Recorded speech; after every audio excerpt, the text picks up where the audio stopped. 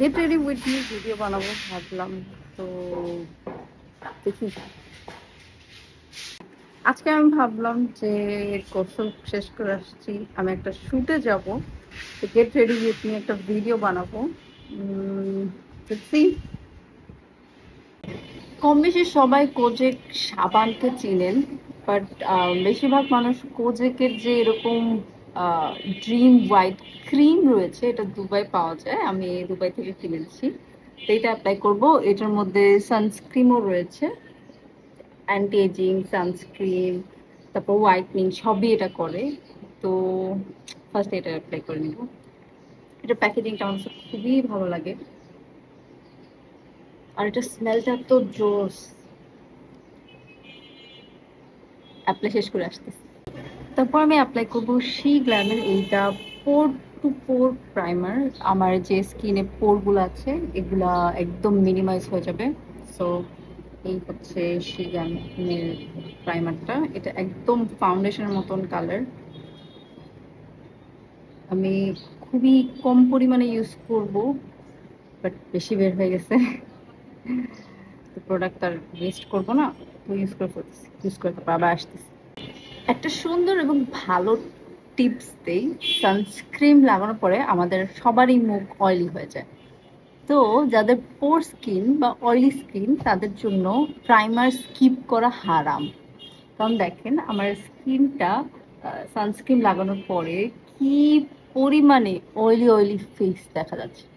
আপনি এখন দেখতে পারতেছেন আমি প্রাইমার ইউজ করার পরে আমার অলরেডি ফেসটাতে মনে হচ্ছে আমি একটা পাউডার ইউজ করছি, একটা ফিল্টার ব্লিমিশিং এরকম একটা এফেক্ট দিয়েছে।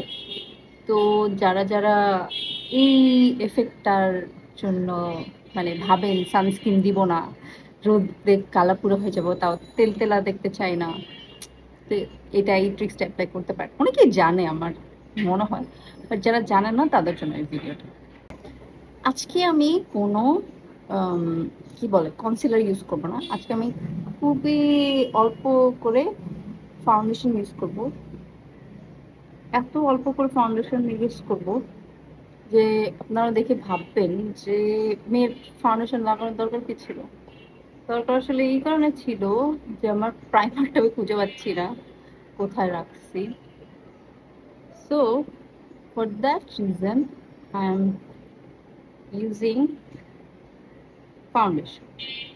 ফাউন্ডেশনের প্রোডাক্ট যত কম নেবেন বিগিনারদের জন্য ব্লেন্ড করতে অত সুবিধা হবে। আর আমি আজকে আমার শুধু শুধু এমন এমন জায়গাগুলোতে লাগাচ্ছি যেসব জায়গায় আসলে ফাউন্ডেশন অ্যাপ্লাই করতেছি, যেসব জায়গায় আসলে খুবই ডার্ক দেখা যায়, যেমন চোখের নিচে, নাকের এই পাশে, ক্রিজ লাইন, স্মাইল লাইন, এইসব জায়গাতে। তাহলে আমি এটা ব্লেন্ড করে চলে আসি। বিগিনারদের জন্য যারা আসলে একদম পিচ্ছি, যারা পারেন না কিভাবে করতে হয় মেকআপ, তাদেরকে দেখাচ্ছি। আমি এইভাবে ফাউন্ডেশন ব্লেন্ড করি। ড্যাব ড্যাব করেও করতে পারেন। একটা নর্মাল ব্যাম্বো ব্রাশ, এইটা খুবই কম প্রাইসে এটা একটা সেট পাওয়া যায় নিউ মার্কেটে। যারা আসলে বিগিনার লেভেলে তাদের জন্য আমি বলবো বাজেট ফ্রেন্ডলি প্রোডাক্ট দিয়ে শেখা শুরু করতে হবে। মানুষ দেখে আমাকে সবসময় ভাবে কি আমি অনেক আম, দ্রুত ট্যাপ করি। অ্যাকচুয়ালি আমার আসলে এত দ্রুত মেকআপ করতে করতে অভ্যাস হয়ে গেছে।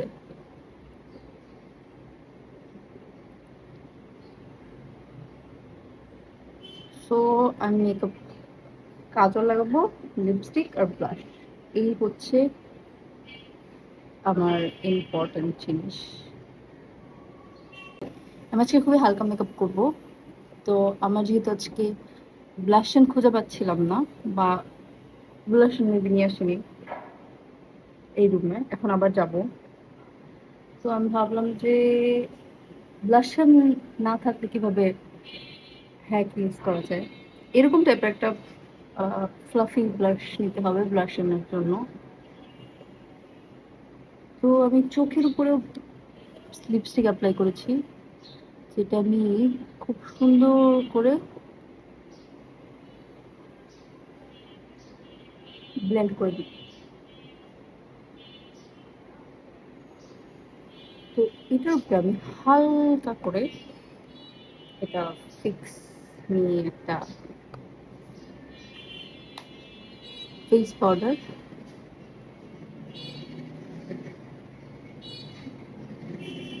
অ্যাপ্লাই করতেছি, যাতে যেহেতু লিপস্টিকে হালকা একটু ক্রিমি ক্রিমি ফ্লেভার থাকে, ওই ফ্লেভারটা যাতে না লাগে।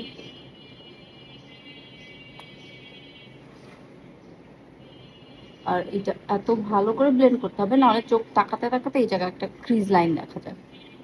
বাংলাদেশিদের তো এই জায়গায় হুডের আইস, এই জায়গাটা বেশি বোঝা যায়।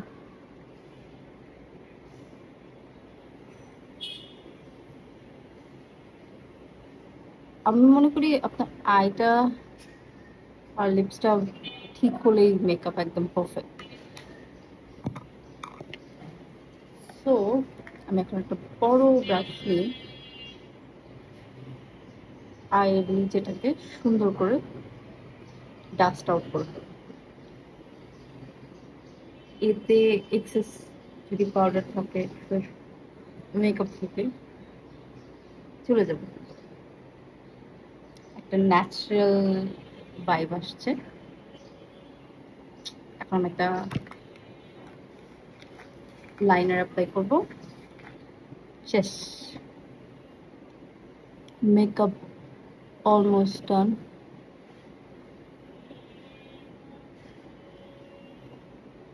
আমি পেন্সিল লাইনার ছাড়া লাইনার দিতেই পারি না,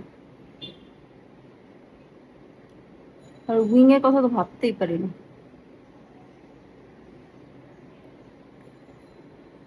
অনেকেই ভাবতে পারেন যে এত দ্রুত লাইনার দিলে কখনো এক হয় না। মাথায় কখনো এটাই ঢুকাবেন না যে এক করতে হবে। ভাই এক করতে হবে কেন?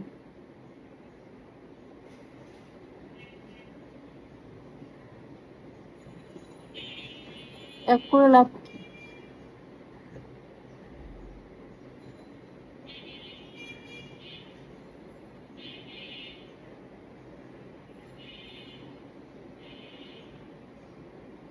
হুম।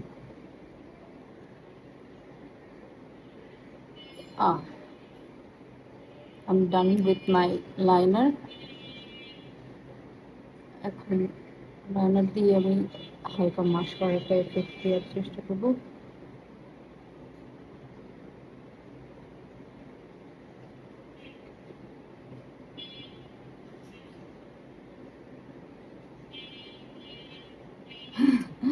এরকম প্যারা হলে এভাবে রেখে দিতে হবে।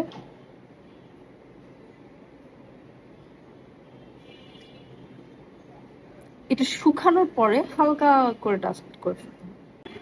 আমি আজকে ভাবলাম আইলাইনার দিয়ে আমি একটা টিপ দিব, তো এটার একটা ভিডিও করি।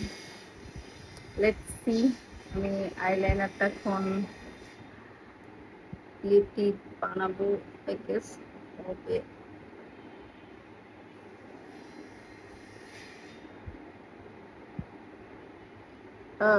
কি হইলো?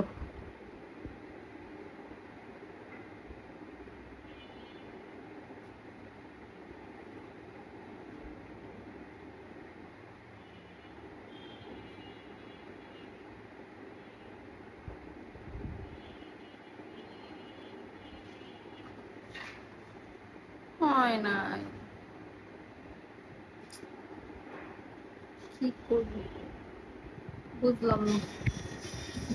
এখন এটাকে টিস্যু দিয়ে মুছে উঠাতে হবে।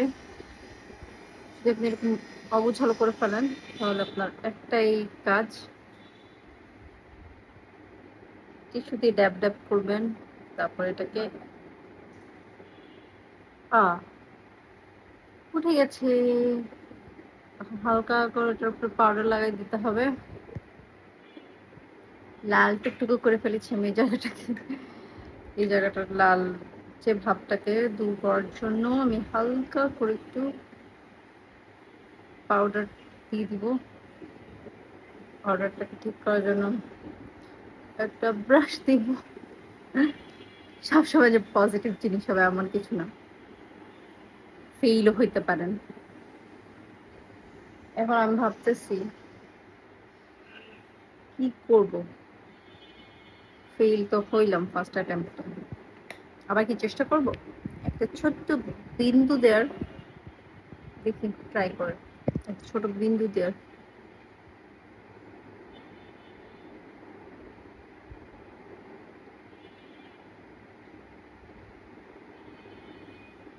দেখি মাঝখানে হয়েছে।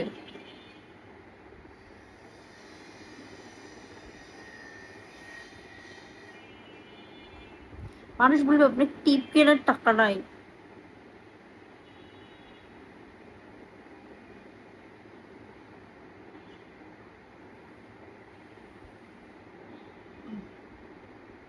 আই গেস টিপ হয়েছে।